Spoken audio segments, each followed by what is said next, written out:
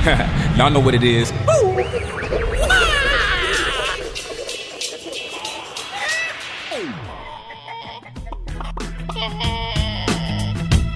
Hey everybody, and welcome back to Eggs. Today's special guest is podcast industry veteran, strategist, and CEO and co-founder of Jar Audio, Roger Nairn. Roger is a lateral thinker, problem solver, strategist, and finder of new ways. He believes in the power of the happy customer and spent many years managing client relationships and building brands for some of the biggest and most influential companies in the world through his experience at global advertising giants like DDB and Cossette. However, after an opportunity presented itself to offer podcasting as a service, Roger and his founding partners leapt at the chance to make it happen, and boy did they. That event led to the founding of an agency, Jar Audio, whose specific focus is on helping companies to leverage podcasting to expand their brand and generate new revenue. Joining us today for an exciting conversation about why brands should be embracing podcasting, what you need to know to make your podcast stand out, the state of the podcasting industry today and what we can expect in the future, and so much more. Please join us in welcoming to the show, CEO and co-founder of Jar Audio, Roger Nairn. Hey, Roger, how are you, man? Fantastic, guys. How are we doing? So good. Thanks so much for making the time to do this, and all the way from the Great White North. Exactly. Yeah. Not too great. I mean, we're pretty close to Seattle. Yeah. Oh, no, okay. Actually, Vancouver is one of my favorite cities. I've been there several times, and I quite enjoy it there. So Awesome.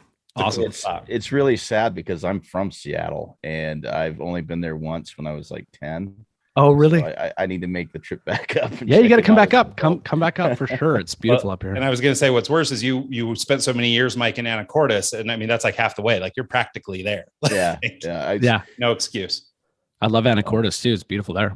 Oh, it's one of my favorite places in the world. Yeah. Any chance I get, I'll go back there. So. And Ryan, you're from Salt Lake. Yeah, well, I'm based in Salt Lake. I'll Based never in Salt Lake. being a Utahn, but I am from or living. I think the lifestyle here and the environment here is very, very similar to Salt Lake. Mountains and a lot of outdoor fun. Lots of outdoor stuff, all that kind of thing. We got the same Totally. similar weather. We're a little drier than you guys, but outside of that. This is such a Canadian thing. We're talking about the weather already. Well, that just shows my age. I've noticed in the last few years, I've started becoming the real, get off my yard guy. Yeah. So, and this is a big part of that, right? Is I just revert right to weather. For sure. So, Roger, tell us a little bit about yourself, where you come from, how you got started in the industry, and what led you to podcasts. Yeah, for sure. So born and raised in Vancouver, just a little town outside of Vancouver. Went to school, didn't really know what I wanted to do in school, to be honest. I got my BA in sociology. I bounced around from class to class, not really having a purpose or direction. Got out of school and had a mentor tell me that I needed to learn how to sell. It didn't matter what I was going to do in life, selling is a good skill. So I did my research, found that the best company to teach me selling was Xerox. For those that remember companies like Xerox, photocopier, scanners, they also had the most incredible sales program. So I got a job with them, went and did about a month and a half of like incredibly intense sales training. It was some of the best training I've ever received. Had nothing to do with photocopiers. It was just about, solution-based selling. Went to work for Xerox, absolutely hated it. I loved dealing with people. I loved the idea of selling. I didn't like going door to door selling $100,000 copiers. Had another mentor who said to me, you're such a creative guy and you also love to sell. Have you ever thought about advertising? Advertising is the rock star of the business world. And I mean, how could you not turn down at least exploring that? So I started to explore further, decided I was going to quit my job at Xerox, go back to school. I got my marketing certificate from a local college here. And that's where it all started. I've been in the marketing and advertising world for 20 plus years now.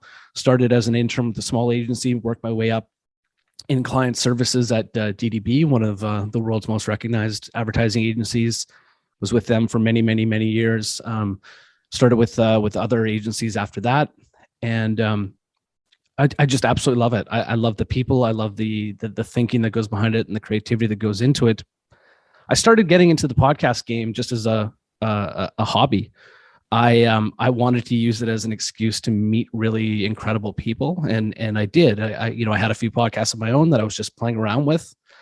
Gave me an excuse to reach out to some of my favorite authors and writers and designers. Had a few of those, And then met a few people, and we started talking and discussed what it would be like to take all of our individual skills, put it together, and get into the podcast industry and see if we can really make something of it. And that's how our company, Jar Audio, was born. It started out with a couple of beers one night.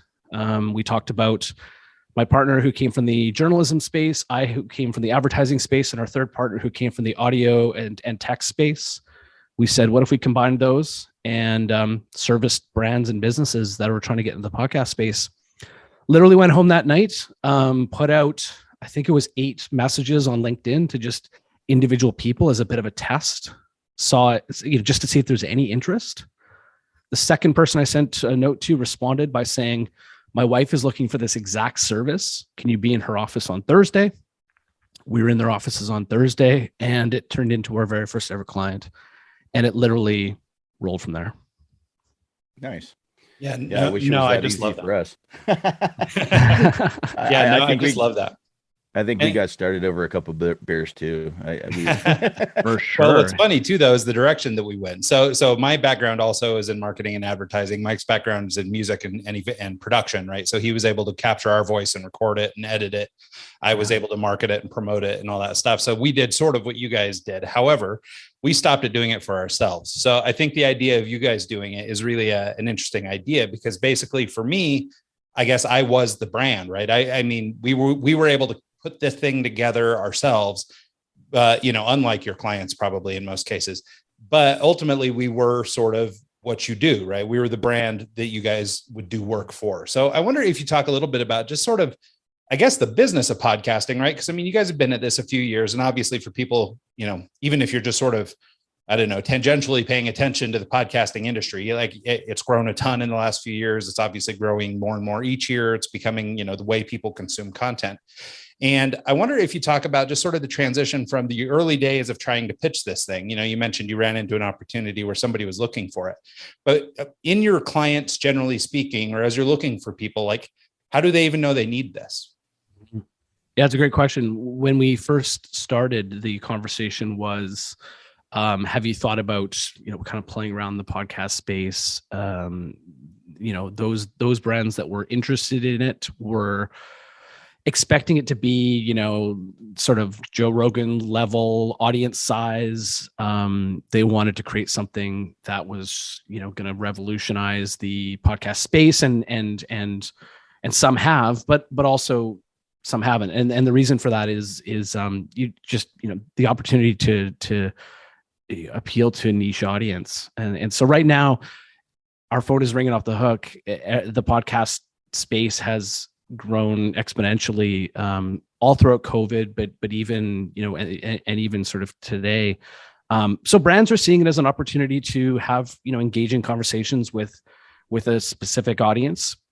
It could have mass appeal, or could be very much, aimed at a specific niche audience.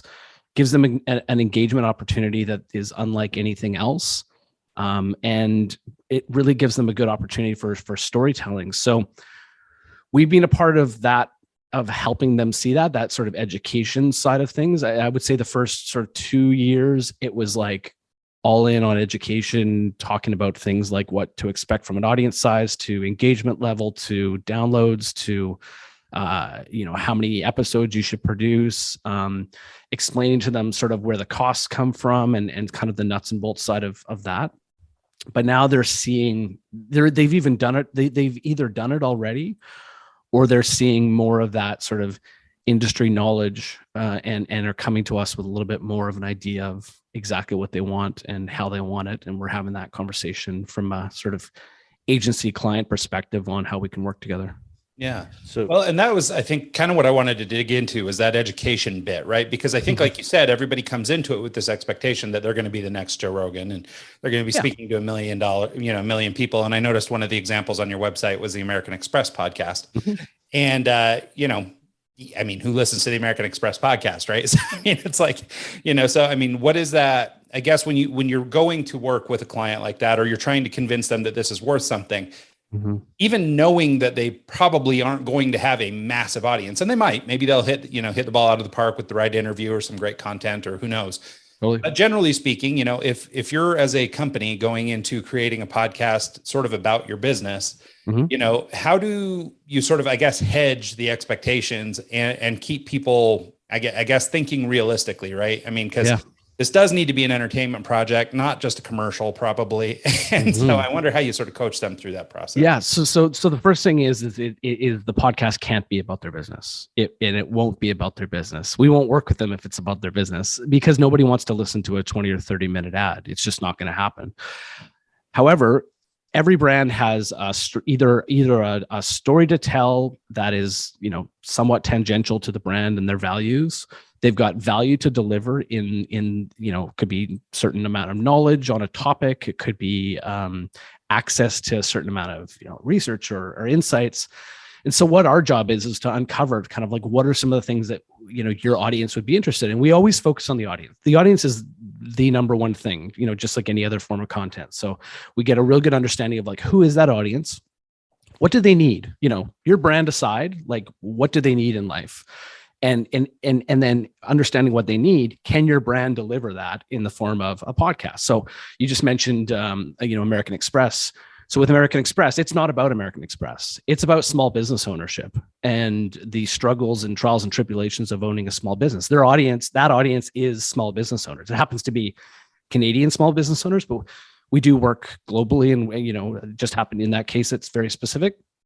So our audience is small business owners. The podcast is all about how to make it through, the small business world. And so every episode is on topics like cash flow or building a brand or, making sure that you're considering all the, diversity and inclusion things that you need to be considering as a business these days. And so everything is delivered from the standpoint of how can we, help our audience make their lives easier, but also like helping can be everything from like giving them a laugh, making them cry if they need, not making them cry, but tugging on an emotional, on some of the emotions, or just giving them a great story to listen to. So it's not about the brand. It's not about the products they sell and things like that, because nobody wants to listen to that. Now, is the brand mentioned? For sure. It's typically mention off the top, mention off the tail. We'll do kind of a midpoint rebrand. You're listening to Business Class Build It Braver, a podcast by American Express, things like that. So the brand is acknowledged. It's coming from the brand, but we also try to make it so that the audience sees the brand as the sort of deliverer of this great value and knowledge. And so that's, and we can tell when we've done that because the audience grows. Yeah. Well, and to your point, like with a company like American Express specifically, I don't know what Canadian marketing looks like for them, but here in the States, they do a lot of advertising around small businesses and support small businesses. And they always do, small business day marketing and stuff like that. So, I mean, it makes perfect sense, right? So I guess to your point, this idea is they were tangentially tied to small business anyway, even though ultimately they provide credit or debt for people, they actually do, through their marketing messaging, they actually do support a small business. So it makes sense for them to speak as an expert in small business. Yeah. I mean, another example is Expedia. We did a podcast with them called Out Travel the System. It wasn't about Expedia deals. It wasn't about getting the best discount on your flights and whatnot. Instead, it was helping you sort of navigate the online travel space and getting the most out of your travel, kind of no matter where you purchase it from. It just happened to be brought to you by Expedia. Now we would fold in different, every once in a while we would fold in sort of different Expedia knowledge, subject matter experts, because there's no better company in the world when it comes to travel data, for example. And, in the middle of COVID, people needed a good understanding of sort of like, what are the new rules and regulations? And then, Expedia sees that on a global level. And so, to be able to deliver that info was hugely valuable. So, I was wondering if we could take a step back to your first client, the person you reached out. She said, yes, you're in her office on Thursday. You got 2 days, and now you got to come up with, what do we do? Right. How do we do it? What do we sell to them? And Ryan and I have been down this road. We actually owned a recording studio in Salt Lake for podcasting, and we tried to put package materials together, and we had a really hard time justifying the expense to the client. No one wanted to pay for, studio time, for production time, for this, for that, and then let alone figuring out what to charge. So I think with your background in the advertising industry and working with such a big clients, that's less of a headache on your end, but on our end, it was hard to get, mom. Oh, it was still a headache. Yeah, I'm sure, but I'm sure they had a little bit bigger budgets to work with, and you justify the expense a little more. But can you maybe talk about putting your pitch deck together, what services you provided, and how it went the first few times? Yeah. So my the mindset I came from client service, and in an agency world, client service is nice because you're kind of in the middle of everything. You're not the writer, you're not the art director, you're not the media buyer, you're not the strategist. You're kind of like the quarterback in a lot of ways. You're the pivot. We used to always say we're the neck that turns the head. So yeah, spoken like a true account guy, by the way. Yeah, exactly. As I said that, I'm like, oh God.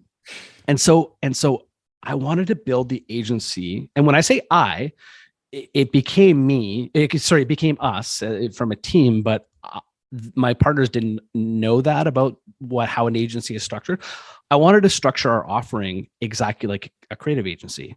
You've got a client service lead, you've got a strategist, you've got your creatives. In our case, they're producers and audio technicians and music composers, and we've got project leads, or what we project managers on every project. We've got kind of the media supplier side of things, and so if we could offer sort of that full service, to me, these big brands would understand and speak that language and would be able to easily sort of insert us into their content marketing mix. And so that's how we described it from day one is, think of us like your creative partner, only we just make podcasts. And that stuck today. And, but as far as like the nuts and bolts of like pricing and stuff like that very first meeting, I'll never forget, had a good conversation about sort of what the podcast might be and who the audience was. They looked at us and said, great, send us an estimate. And we went, okay, sounds good. Had no pricing. We didn't think about pricing at all. I'll be honest, and this is just part of being a small business owner, is I kind of went like this and just felt like, I feel like this amount is right for this service. I didn't really know if that was right or not. I honestly didn't even do the calculation on it. We just threw that number out, and it worked for them. And that's kind of slowly just being iterated as we've gone about our business. And we're now at the point where we're, counting hours and counting the minutes and hours of all of our teammates and, projects. And we're getting a good understanding of sort of where the profitability lies. What's a profitable client? What isn't? How we need to sort of sell ourselves and our services, how that obviously that factors into pricing. But from the very beginning, it was very iterative. So what services did you provide them? Are you doing everything? Are you writing content? Are you totally finding guests? Are you doing all that stuff? Are you just kind of facilitating the studio and the editing and all that stuff? Yeah, it's a great question. So we offer full service, but are flexible. We understand that there are, floors of content folks at some of these companies that obviously know how to write and whatnot. So it depends on the client. It depends on the scenario, but for the most part, we're full service. So we'll do everything from the strategy. We'll find strategy, developing the concept, finding the right host for the show, and doing all the contracting of that host, all the legal side of that.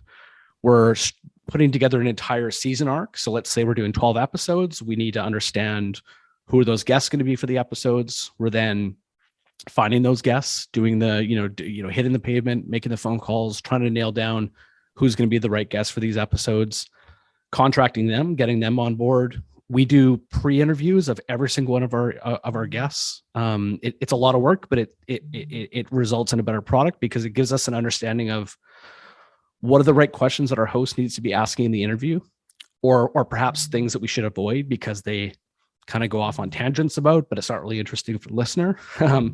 We also get a good understanding of are these guys going to be a dud as far as an interview goes? There's a lot of incredibly smart people out there, but not the best at sort of explaining what they do or how they do it. And so it gives us an opportunity to go to the client and say, this guy's just not going to be right for the episode. It's not going to work. And so we'll cut that off and find somebody else. So we're finding all we're doing the host, we're doing the guests. We're then doing all of the recording of the interview. So we do everything remote. Not everything, but 95% remote. We've developed an incredible system where we're shipping equipment all around the world. We're coordinating with our hosts and guests to find the absolute optimal recording space within their house or office or wherever we need to be. And then we're recording remotely using a number of different pieces of software. Excuse me. And then all the edits, taking all the bits and pieces and producing the spot, custom music if we need to, or finding the right needle drop. So producing the episode. And then we have a full marketing team as well that establishes and grows our our show audiences. And so their job is to do everything from developing the artwork to creating the landing page or integrating with the client's web team on how to, create a space on their website for the podcast, doing all the distribution. So hosting and distribution. And then we'll do everything from PR and publicity to paid media to content creation and writing. But again, everything is unique, everything is bespoke, and it all depends on sort of what the client can lean in on, what we can lean in on, and so it's very collaborative and kind of a back and forth. Yeah. Like that. So just so people know, I really appreciate you taking the moment to sort of pull back the curtain on this sort of thing, because I'm fascinated with the development of these companies early on. Right. Mm-hmm. And so, I mean, you mentioned that you were sort of just, I don't know, for lack of a better term, just sort of pulling the pricing out of your butt, for that mm-hmm. first one, like basically every small business person does ever, right? If you don't have like a widget that you can just mark up a percentage or something. And not to cut you off, but also there aren't at the time, there are not a lot of companies that do what we do. So I couldn't go on a blog and say, or, I couldn't listen to a podcast episode on somebody explaining how to start a podcast production agency for brands and say, okay, that's sort of how they price things out. So we kind of had to make it up because we were sort of starting from scratch. And so much about pricing creative services is that, right? I mean, and like you mentioned, sort of your gut, or you could sort of, take the temperature and see where things were. That is no doubt experience from your agency career, right? Like, I mean, at this point, if I'm selling podcasts through our agency, I would certainly know, or like have a ballpark of where to start, right? It may not be accurate, mm-hmm. We'll do the math later, just like you described, but and I'm also a big believer in the market will tell you what it is willing to pay or not pay. And that's not a condemnation of your pricing. It's just feedback, and you take that feedback and you work with it and fix, whatever needs to be fixed and move on to the next thing. And you get into a bit of a groove. Yeah. I think the interesting part is when you get told we're charging too little. that happened as well, to be honest. Some of these brands we'd had worked with kind of other type companies, not totally similar to ours, but they were charging way more than us. And so that was a bit of an eye opener. Were we leaving money on the table, or were we comfortable being where we were and use that as an advantage? And so that became a conversation as well. Well, and so I think one of the things I wanted to maybe showcase too, while you're, guessing at pricing and things like that, I mean, certainly you couldn't offer this whole suite of services at the jump either. Like, so was there I guess, through the expertise of your team, you guys could probably cover a lot of ground, but did you guys experience like kind of a moment of, I guess, problem solving on the fly, I guess. I mean, part of what I'm trying to showcase here is for the young entrepreneur, the fact that you don't necessarily have to have all the answers, sort of put yourself out there, don't be held back by fear or whatever, and then share this. And there's a reason I'm asking this. So go ahead and tell me what you think about that. Yeah. I mean, there's definitely a level of like fake it till you make it. And I do think that that's incredibly valuable and important when you're building a business. But then also there's the like humility of being able to say to a client, we've never done this before. And also nobody else has. And so, and as long as there's that mutual understanding that this is something you want and see value in, let's figure it out together. And most of the time they're totally willing to be flexible in that. I think it's when you like totally promise something that you never really intended to ever be able to properly deliver. That's where things get really sticky. And again, the fake it till you make it is great, but also you need to be faking something that is in the back of your mind. You got to plan for how you're going to deliver on it. You might not have all those pieces yet. You might have to find contractors. You might have to jump on Fiverr and kind of, they don't see all the, it's like the calm duck on the lake. You don't see the kicking feet under the water. And that's okay. But I think a lot of it comes down to communication. Yeah. Well, and what I like about that, or the reason I'm trying to showcase this, is I think in this generation of sort of young entrepreneurs, people coming up, they tune to YouTube, they listen to podcasts, they do whatever, right? And it seems that everybody is hustle porn. Yeah, right. And it seems like everybody's got it all figured out. And look at me and the way I'm presenting myself on this podcast, like, I'm all polished and I know what I'm talking about and all this stuff, right? And we've had a number of people come on the show and tell us this, right? That basically they're a 10-year overnight success, right? All you see is the end result. You don't see all the work going up to it. Yeah. And the reason I'm talking about all this is, so I listened to another interview that you did on a show called 365 or Founders 365. Mm-hmm. And you mentioned this business idea that you had for starting a dress t-shirt company or a dress shirt company. That was probably a little premature at the time. Nowadays, God, you'd be a billionaire. But but why I wanted to bring it up is you mentioned something specific, which was that you spent a lot of time looking at the brand and trying to come up with a name and trying to come up with all the different pieces and parts, the identity, all these things. And it felt like you were doing something, but in reality, you were kind of doing nothing in terms of pushing the business forward. Right. And as maybe an art guy or as an agency guy, this is my approach too, right? I'm constantly thrashing on the new cool thing and check out this new logo and check out this new website and all this stuff. But I never do the market research, or I never actually pull the trigger and fire to an audience. Yet you did that with Jar Audio. And so I wondered if you talk a little bit about just sort of your experience as an entrepreneur, but then what you did differently to sort of break through that barrier, because I think it's a really common one for people. Yeah, no, and I'm glad you brought that up. First of all, I read the book, The War of Art, which is by Stephen Pressfield, which I'm sure many of your listeners have probably heard of, but for those that don't know, it talks about kind of the mental side of being an artist. And you can apply artist to any number of things. I mean, as a business owner and builder, I consider myself an artist. My art is my business, and so one of the things he talked about was just, you're not doing it until you're doing it. You're not creating art until you ship that art, and you're not really an artist until you're actually doing, building and creating. And so I very consciously said to myself and my partners, which, was it literally in that bar when we were having a drink, I said, I'm not going to do this until we can put the sort of minimum viable product out in the world and just kind of build from there. I don't want to get 2 days later. 2 days. Honestly, guys, 2 days later, we were in their office, and it sounds like a crazy story, but it's true. We didn't even have a name. The name Jar Audio stands for Jen, Aaron, and Roger. And as a marketing guy, I'm super embarrassed by that because it's an acronym, and we all know that acronyms are a bit cringy, but like that's literally how thrown together this thing was, because we were just going to kind of like, let's make sure that the service is something that people need first. And then we'll worry about the website. We'll worry about I made the logo, our very first logo on Canva. It was like a templated thing. I threw it together on a Squarespace site and put some copy on there, and it stayed that way for like a year or something.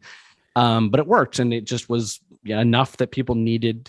But like the name Jar Audio was thrown together because they asked us what our name was, and we said, or my partner at the time, Aaron, said, "What about Jar Audio?" And it stands for Jen, Aaron, and Roger. And okay, fine, and it stuck. I wouldn't feel too bad about that, because our podcast is called Eggs. So there you go. Yeah. Well, and I was going to say, I can't be too critical either, because my 15-year-old ad agency is called R2 Media Group, which is just Ryan Rogar. That's me. So maybe we should be much more open about this, because I remember growing up in the ad world, and this was like a cringy no. So maybe we should all just be. Well, and you know what's really funny too is so I had begun life as just Ryan Rogar, independent graphic designer, right? I was just a freelancer. Yeah. And I had this thing occur to me, you know, kind of in the spirit of fake it till you make it. I had this thought that was like, well, what do agencies sound like, right? Like, I mean, I don't sound like an agency. I sound like a guy, you know? So if I want to do agency work, I have to sound like an agency. So what might that sound like? Media group.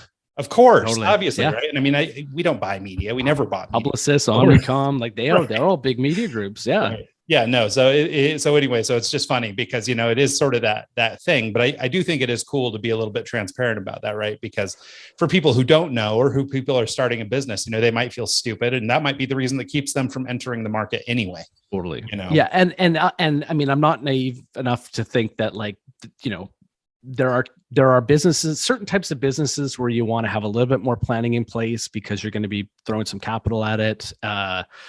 You know, but then there are the sort of the service-based and kind of professional services type jobs where it's just you and your expertise and your knowledge. I think those are the ones that are a little bit easier to just kind of like test the waters, put it out there, see what happens, and then be okay with the feedback you get, because that's part of the building, is that feedback. And it's not any sort of condemnation of your idea. It's good feedback. It served us well, and I'm glad that we kind of went that route, because at the same time, but okay, so the one thing I haven't ever explained to somebody though is that you grow, you get big. We're also up against an industry that is relatively new. You know, it's really only been around for about 15 years. Definitely the branded podcast side is about 5 years, 6 years old.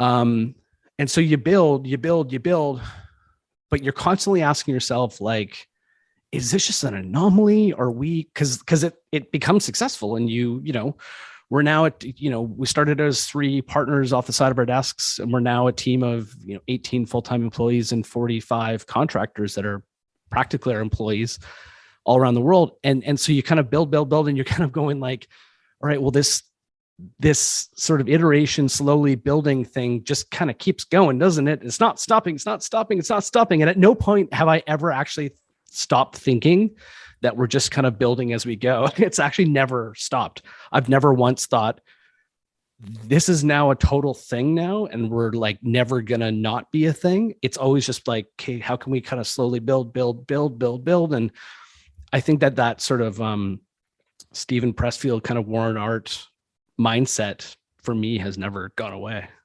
Yeah. And I think that, especially in the tech space, this idea of sort of perpetual building is something that I think is really common.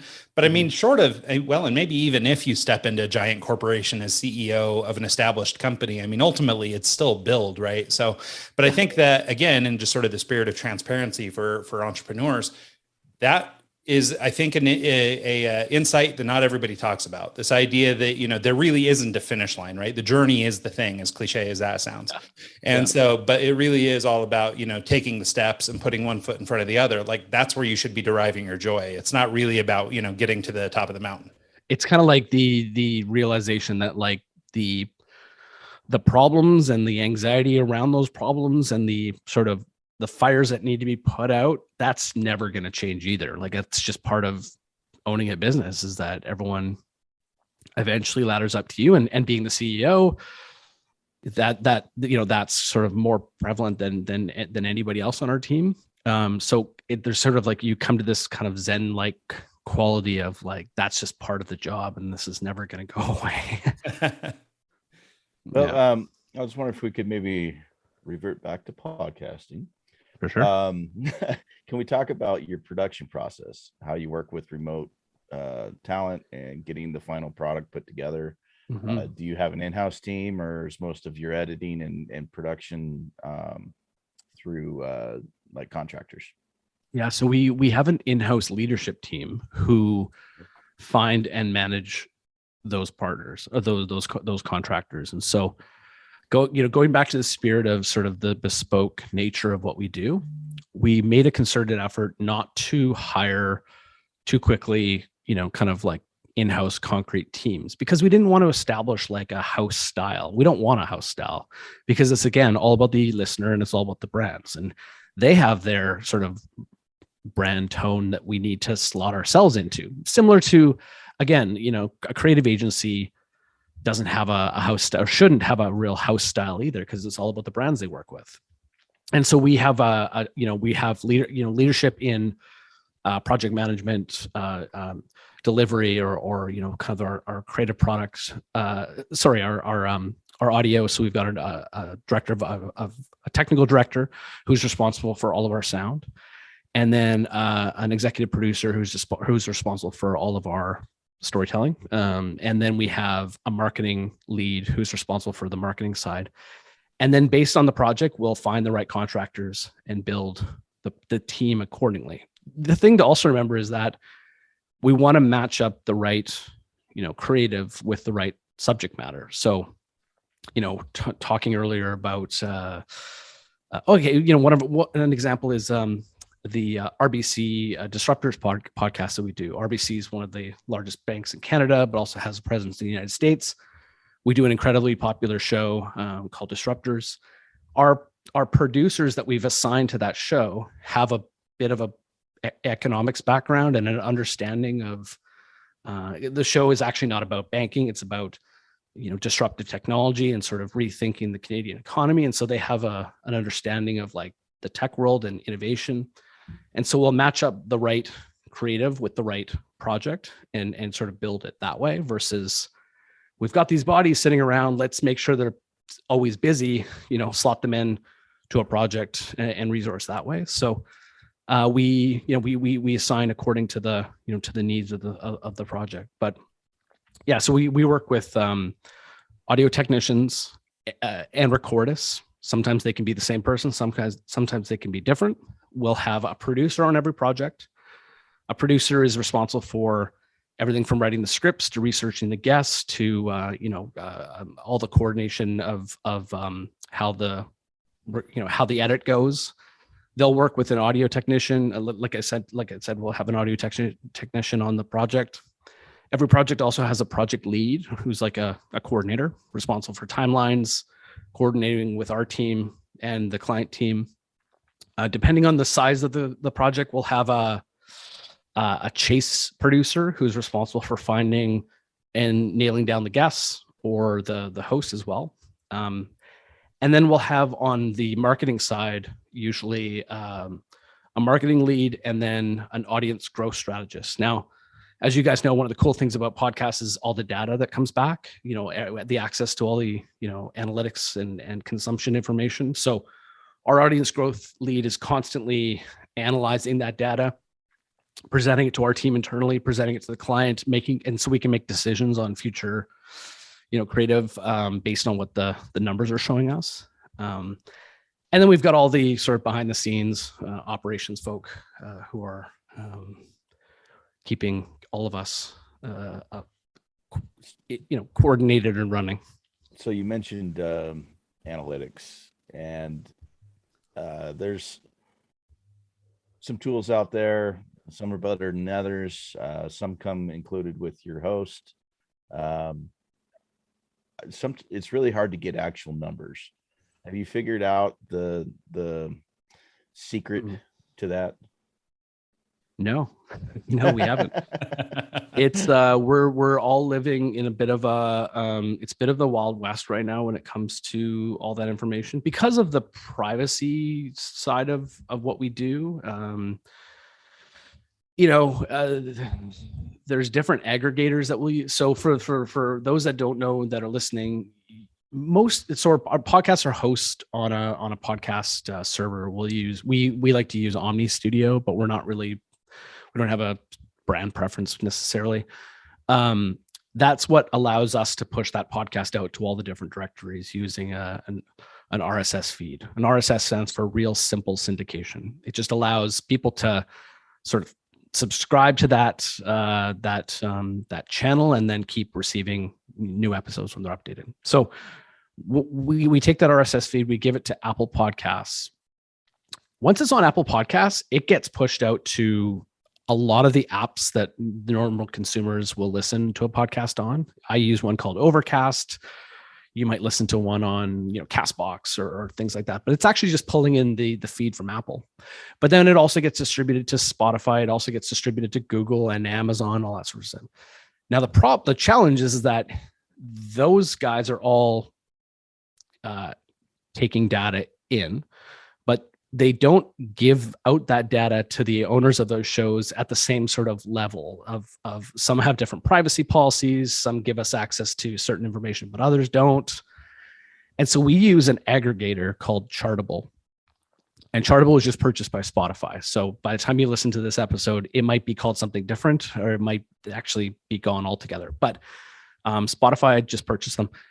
And what Chartable does is it takes a lot of the data that's out there and aggregates it into sort of one dashboard that we can kind of pull from. But even then, it's not perfect. So we are very open with that with our clients. We tell them, when the information is not complete, we make some educated guesses together. And so we get a bit of a framework and general picture of sort of who our audience is, where they're coming from, and then what our download numbers look like. Okay. Yeah. Yeah. No, I think that's, again, this has become the theme of the show, but I appreciate the transparency because, obviously we struggle with the same problems you're describing and, on our end in terms of doing our own analytics. And so, but I kind of appreciate that, right? Because again, back to the sort of idea of fake it till you make it, or something I see a lot in agency, right? Is they sort of treat this stuff as fact, right? This is it. Like, this is the data, and maybe it is the data that you could get today or whatever, but I guess the willingness to be open and understand that it might not be the whole story, I think is good. And communicating that to clients is great. One of the things I wanted to dig in a little bit more on, and we touched on it a little bit at the top, was this idea of, selling these things, as a package into a company. But I want to sort of pair it up with the idea of monetization and actually building a business around these podcasts. I think especially for young entrepreneurs or people who might just be starting a podcast on their own. I mean, most people have some sort of monetization in mind when they start building. Most are willing to forego for a little bit, but they sort of assume eventually this thing will make money. And so I wonder if you could talk a little bit about, selling this thing into a business and, basically with, because I mean, if you're being honest with them, it's totally unknown how it'll go. Right. You might be able to hedge your bets a little bit, but I mean, it's not totally clear that it will be a wild success. Right. So how do we sell this thing into a business and letting them know that or I guess establishing that doing podcasting is worth it as an experience? And then for the monetization aspect, can we just talk about how or I guess sort of expectation setting, right? Like, I mean, around, do all podcasts need to make money, or can this simply be philanthropic and it's simply like a billboard on the side of the freeway, that kind of thing? Yeah. So I'm going to answer your question kind of in the opposite, the reverse order. So when it comes to monetization on the actual podcast themselves, we recommend to our clients not to do that. We don't put other brands' ads within our podcast. And the reason for that is actually mostly for the listener. They understand that this podcast is coming from a brand. We don't hide that. So it's a piece of branded content. Now, if we then inject advertising for, underwears and, underwear and mattresses and all that sort of stuff, which are all great, it feels like kind of double dipping a bit. And so we think just from a brand perspective, it's a bit harmful to do that. So we tell them up front not to, and they agree with it. So then to the first question though, is how do you prove, or how do you show them sort of the ROI of the podcast? In a typical marketing answer, it depends. It depends on the brand. It depends on what's important to them. So we talk about like top of funnel opportunities with podcasts, raising awareness. And then there's the sort of mid to lower end side of it, where we're driving to some sort of conversion and purchase or whatnot. So again, every podcast is going to be different, and they're going to see a different ROI depending on what it is we need to do. But like, okay, so we talked about Expedia earlier. For them, they came to us with a brand problem or a brand challenge, let's call it. The brand challenge was that we want to be known as a more helpful brand. How can the podcast do that for us? Or how can the podcast help us for that? So the podcast is all about sort of, helping you navigate the online travel space. brought to you by Expedia. Well, we ran brand lift studies throughout the season to determine what level their audience saw the brand as from a healthfulness sort of scale. And so to them, that was an immediate sort of delivery of what it needed to do.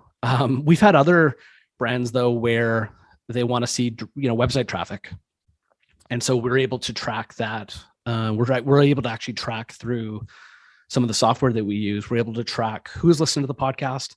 Did they end up on the website? We can't tell who the specific person is, but we can tell the IP address has made that sort of conversion. If we wanted to, we haven't had clients take us up on it, but we can track it all the way through to a conversion, like a purchase or a download of a form or whatever.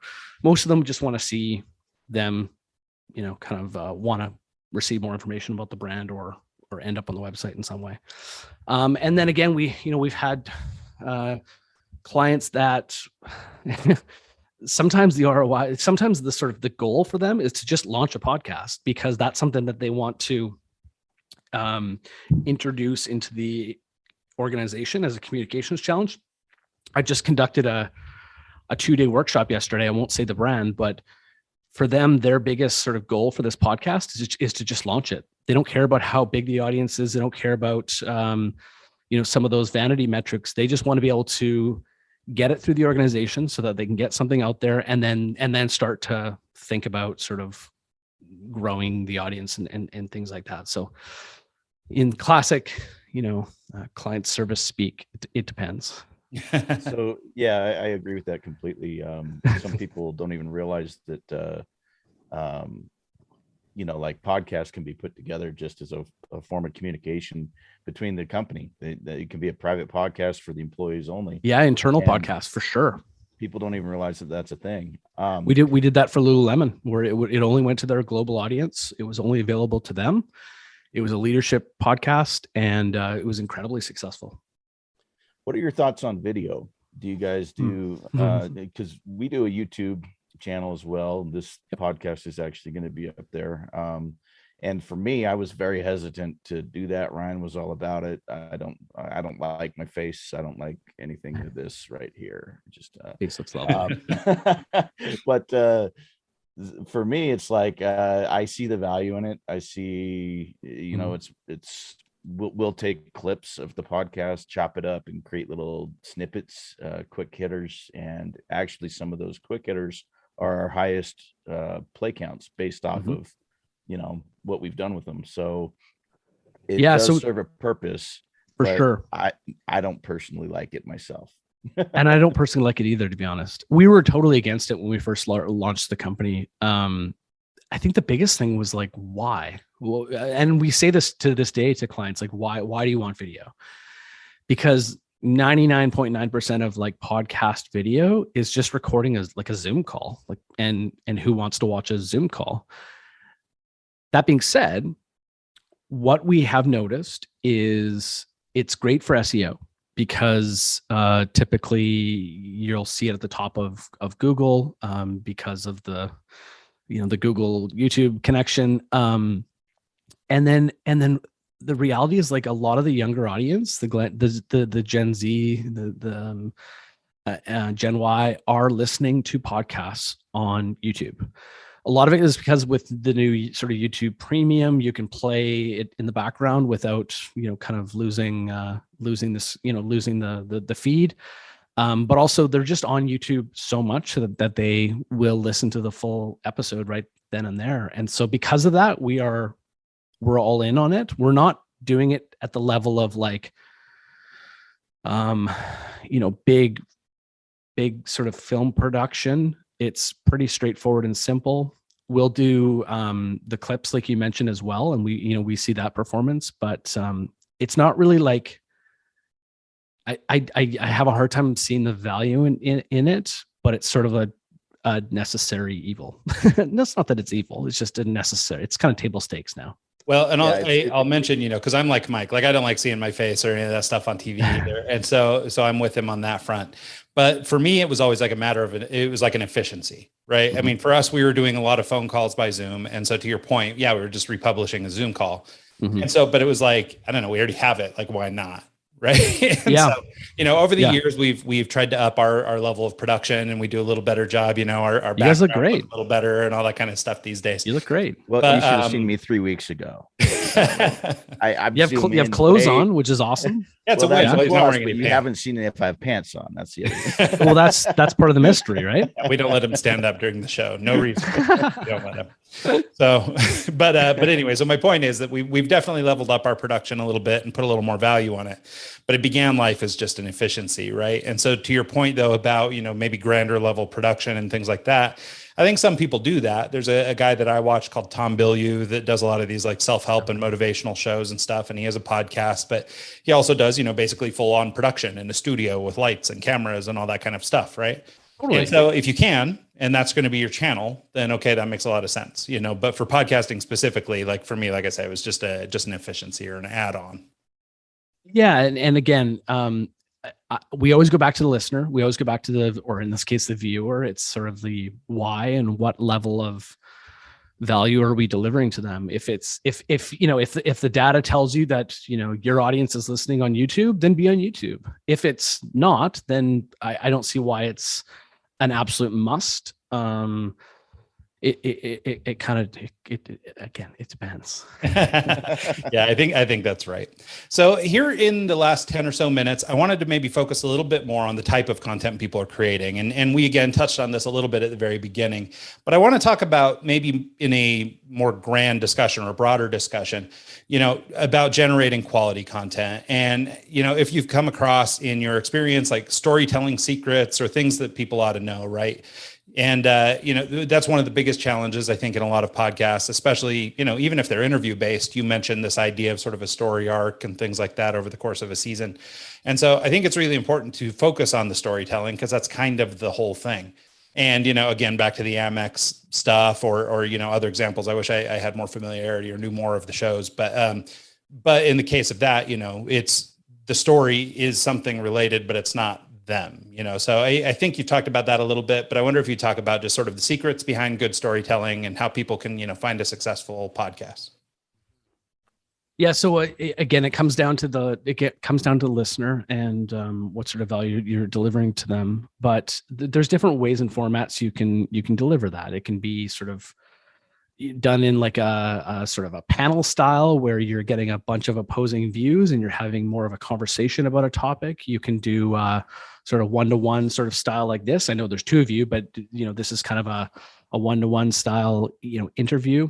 We like to incorporate a number of different styles into an episode. So we can do everything, we'll do everything from streeters, where we're starting an episode off with sort of the public's perception or point of view on a topic. And then that's kind of an injection into the conversation. We're now giving a lot of our guests an opportunity to kind of like, we call them sort of mobile diaries or audio diaries, where they're kind of going about their day and recording a little bit of sound. So we're folding that in the conversation. Kind of there's no real rules to how you do this, but there are ways of injecting some variety into an episode. And the reason we do that is to keep the listener's literal brain engaged. If we can kind of, in a non-awkward sort of way, if we can incorporate different sounds, different tones, different, what we call texture into an episode, it literally keeps the brain engaged and fresh. And for a branded podcast, this is a content medium. That's key for a brand. So actually, going back to the sort of the beginning of the conversation about like audience size and setting expectations and all that sort of stuff, we actually try to like not have too much of a conversation about audience size. We talk about the quality of that audience. We talk about hitting the right people for as long as possible. And so for us, our key metric is always that engagement rate or that listen through rate. And so for us, we're trying to get the listener, listening in the first place, or the right listener listening in the first place, and then listening for as long as possible. And as you guys know, you can tell in the data where they're dropping off, where they're skipping, where they're, isn't any interest, and we're using that to kind of factor into further episodes. So tons of different ways of telling a story, but we like to incorporate as many of those different ways into an episode, which takes planning and time and a bit of a roadmap for how the episode's going to be, constructed before we even go out there and do it. But then also taking the real live audio and accepting that that's what we've recorded. We very rarely sort of script exactly what somebody's going to say. We leave it up to the host, and we try to have those authentic conversations, and then kind of build the episode that way. Yeah, no, I think that's great, and I think again, the two things that you mentioned in there that I really like, first of all, is just this focus on the audience. I mean, for people listening to this show or people starting a podcast or running a business, whatever, that's the whole thing, right? I mean, it really is, like, whether you're selling a product or putting together a podcast, you got to know who you're talking to and why they even want what you're selling.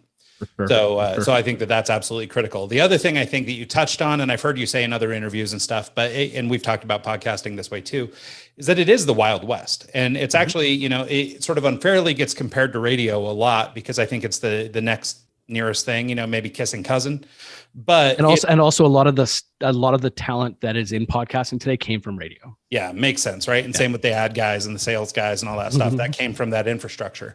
But it really is Wild West, and you do have the latitude to plan an episode and behave the way that you want, or talk the way you want about a certain thing, or use, to use your word, to apply texture as necessary, and these sorts of things that, maybe in like a live radio broadcast, you don't really have, right? You have a host talking into a microphone and then, talking up the next song or whatever, but you might lose some of these production qualities that you can have as just part of a podcast. It's not live. Yeah. No, I think that's pretty incredible. And I think that, just being able to sort of talk about podcasting in that way, again, and it's so funny because, so this will be our 250 something interview with a CEO or a founder. And, the commonalities or the truths that emerge are the same for everybody, right? It's always this, by the, you're kind of always on the edge of your seat. You never really know. Nobody actually knows the answer. Everything is Wild West. And I think it's kind of beautiful that we've been able to have this conversation and really sort of expose that, because I think the insecurities or the things that keep people from starting a podcast or beginning a show or starting a business or, whatever it is they want to do, those insecurities are these things, right? They're the things we're talking about. They believe they're not good enough. They believe they're not smart enough. They believe they don't have it figured out well enough, whatever it is. And all those things are triggers that keep people from firing. And so I think it's really great that we've been able to have that conversation here. Yeah, I've absolutely loved it. It's been bothering me, though, in the back of my mind. I realized that I went off on a big diatribe about the book, The War of Art. I was calling it The War on Art. It is The War of Art. And that I wouldn't be able to sleep tonight if I didn't get that corrected. Yeah, no. And actually, I'm a huge advocate for that book and other books by Stephen Pressfield. He's got a bunch of they're pretty easy to read, straightforward books, but they are. And he does a good audiobook as well. Yeah, they're super valuable. And I think he does his own recording for the audiobook, which is he does. Nice. Yes. Yeah. So here in the last couple of minutes, I just wondered if we could get a little bit of, information. Where can people track you down if they want to engage with you? How can they work with Jar Audio if they'd like to? And, any parting shots? Yeah, for sure.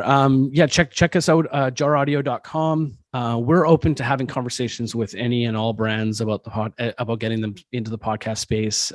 We like to just help as much as possible as well. So if you have any questions, don't hesitate to reach out. Check us out on LinkedIn as well. So Jar Audio on LinkedIn. Also, add myself. So Roger Nairn on LinkedIn. I'm also on Twitter as well, but that's usually where I do most of my kind of complaining about having a toddler and getting into political arguments and stuff like that. But I am there. And as far as parting shots, I have nothing. It's an incredibly exciting time to be in the podcast space, but also to get your brand and organization into the podcast space. It's an incredibly engaging medium that has potential. Endless potential for brands. It's also an incredibly friendly space as well. Any vendor you're going to speak to, any sales rep, tech guy, creator, are just like super jazzed and excited about telling awesome stories, and we want to see more brands get into it. So don't hesitate to reach out. It's a lot of fun, and the people are amazing. Yeah, no, that's awesome. And I think Mike and I both would agree. We've had other, podcast producers and stuff on the show, and everybody is super cool. It's a great community. And it's funny how small it is, right? I mean, it's sort of like being, I don't know, in the early days of something cool, and so it's fun to be meeting people in the space at this time. So it's bringing together a lot of people from a lot of different worlds. And we're all creating it using our own experiences. Yeah, I love that. Well, thanks so much, Roger, for doing this show. I mean, I've had a lot of fun. I mean, I probably talked too much, but I probably talked too much. The conversation. This has been awesome. Thanks, guys. Appreciate it. Absolutely. And thanks so much to everybody who tunes into the show this week and every week. And we'll see y'all next time.